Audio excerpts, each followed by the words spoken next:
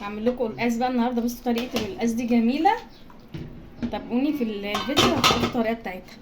ده رز حبايه وحبايه، ودي فراخ في الفرن. حبايبي النهارده هعمل معاكم بقى رز حبايه وحبايه وشويه قلقاس كده جمال. دول شويه رز انا غسلاهم، حاطه في الحله مع حتتين زبده كده حلوين ومعلقتين زيت عشان نحمر بيهم الرز نعمله حبايه وحبايه. وهعمل معاكم قلقاس.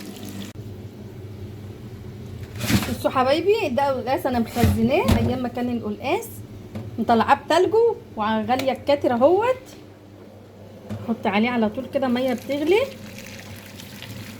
عشان يفك، ونغسله بميه سخنه.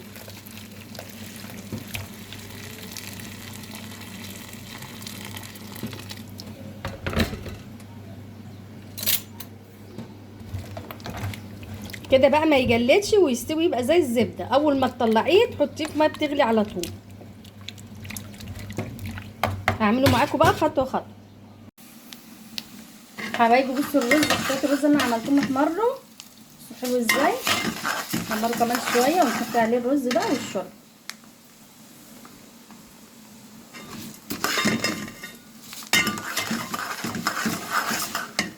نحط عليه الرز غسلينه وهو متصفي.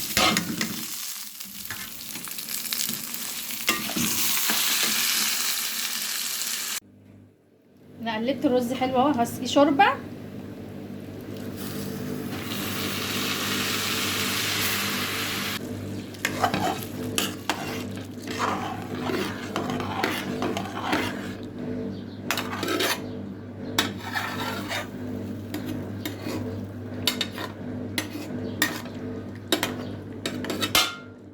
حبايبي معلش التليفون فصل مني وما عرفتش اصور القلقاس وانا بحطه في الشوربه. الشوربه غليت وعصرت نص ليمونه ورحت غسله، كنت غسله القلقاس حلو وسقطته. وهنا حاطه مكعبات زبده اعمل فيها الخضره.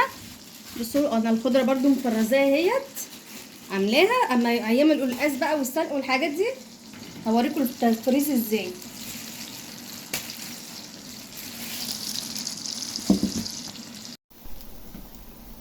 حبايبي انا حمصتها، بصوا ازاي بقت متحمصه اهو جميله. حطها بقى على الشوربه.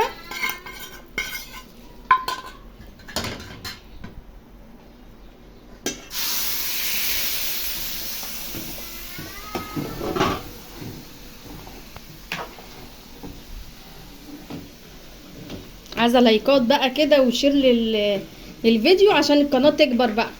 انا زعلانه منكم عشان انتوا بتعملوش لايكات.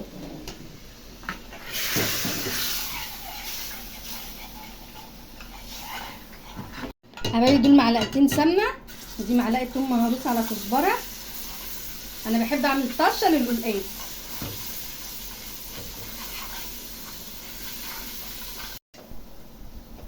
حبايبي الثوم احمرت اهي، هتشها بقى يا جمال تشطيتك يا موسى. شويه قلقاس بقى جمال جمال جمال. عايزه اوريكم مستوي ازاي عشان ما تقولوش ده متخزن وهيطلع ني ومش ني. بصوا مش مستوي ازاي، زبده خالص اهو كله اهو، مش واحده بواحده، كله مستوي.